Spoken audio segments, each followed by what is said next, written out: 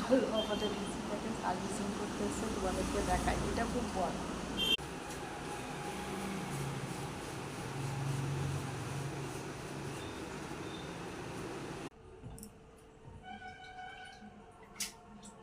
change করে দেবো না,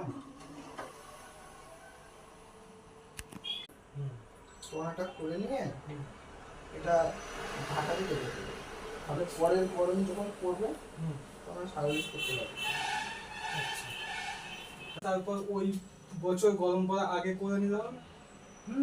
তাহলে